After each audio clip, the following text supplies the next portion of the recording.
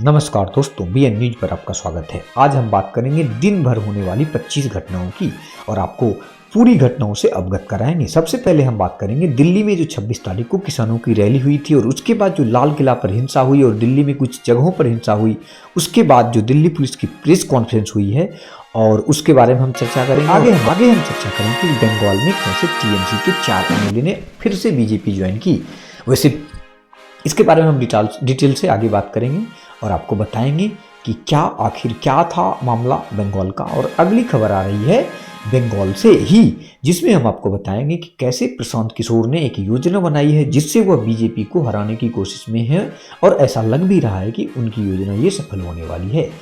और चलिए सबसे बात करते हैं अब दिल्ली में होने वाली 26 तारीख को जो हुई थी घटना, उसके बारे में सबको बता दें कि 26 तारीख को किसानों ने ट्रैक्टर रैली दिल्ली में निकाली थी, जिसमें कुछ उपद्रवी तत्व आ गए थे और वो दिल्ली में बहुत बवाल काटे। खासकर जो लाल किला पर घटना हुई थी वो बहुत ही शर्मसार कर देने वाली थी और कुछ असामाजिक तत्व किसान के नाम पे उसमें घुस आए थे। जैसा कि किसान संगठनों का भी कहना है कि वो हमारे किसी भी संगठन के आदमी नहीं थे, वो दिल्ली आए थे और उनका मुख्य उद्देश्य दिल्ली इस किसान आंदोलन को बदनाम करना ही था और वो ऐसा कर कर चले गए।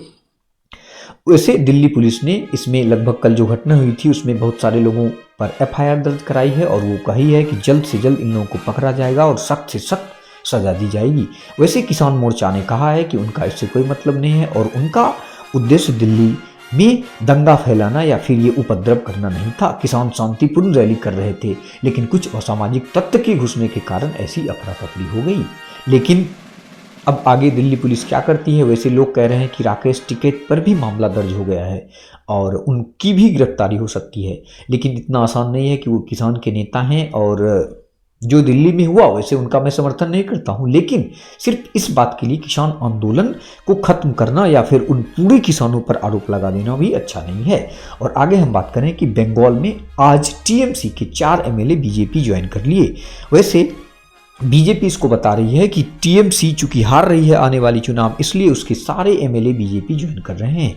लेकिन ममता बनर्जी ने कहा कि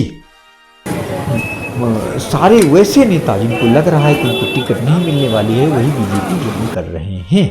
दोस्तों हम आगे बात करेंगे कि कैसे प्रशांत किशोर ने एक योजना बनाई है जिसके तहत वो बीजेपी को पटक देंगे बंगाल के आने वाले चुनाव में। और उन्होंने कहा है कि बीजेपी को हम 100 सीट से आगे नहीं जीतने देंगे। बीजेपी कितनी भी प्रयास कर ले उन्हें हमें 100 के अंदर ही रोक देंगे और उन्हें 3 अंक में नहीं पहुंचने देंगे। वैसे बीजेपी का दावा है कि टीएमसी खुद 50 सीट से ज़्यादा नहीं जीतेगी। अब देखते हैं कि आगे आने वाले चुनाव जो अप्रैल में है उसमें पता चलेगा कि आखिर किसकी बात में कितना दम है।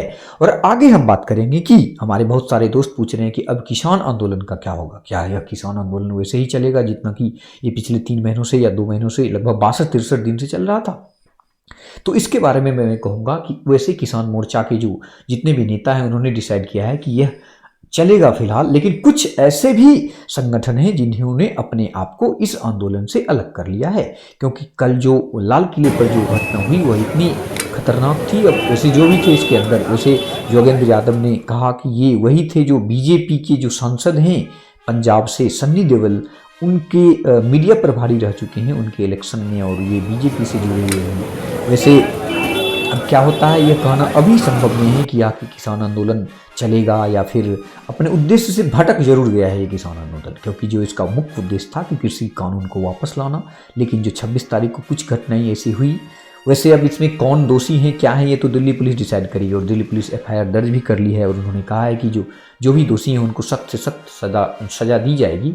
लेकिन आगे अब जब तक उनका जांच आता है तब तक तो फिर आंदोलन का ये है कि जनता की सपोर्ट जो होती है, जनता की जो एक सिंपैथी होती है इस ऐसे आंदोलनों के प्रति, वो थोड़ा कम जरूर हुआ है। अब जो भी कारण हो, क्योंकि जो एक पूरे देश में वो था कि किसान लगातार इस भीषण ठंड में वहाँ दिल्ली में अड़े हैं और सरकार सुन नहीं रही है। लेकिन ये एक ऐसा माहौल हो गया है जिससे लग रहा है लोगों में एक ऐसी संदेश गई है जिससे लगता है कि ये किसान नहीं कुछ ऐसे हैं, क्योंकि जो तिरंगा उतारा गया, फिर कुछ धार्मिक वहाँ लगाए गए झंडे जिससे किसानों की बदनामी हुई। वैसे ये लोग किसान आंदोलन के संगठन के लोगों ने बिल्कुल कह दिया कि हमारे लोग नहीं थे, बीजेपी के द्वारा भेजे गए ही लोग थे। लेकिन इसमें क्या सच्चाई है ये तो पुलिस की जांच में ही पता चलेगा। जैसे आपको बता दें की जो आगे जो भी अपडेट होगी मैं आपको बताता रहूँगा। इसलिए मेरा आपसे एक रिक्वेस्ट है कि आप मेरे चैनल को सब्सक्राइब करें और बेल के बटन को दबा दें। धन्यवाद। Love you all.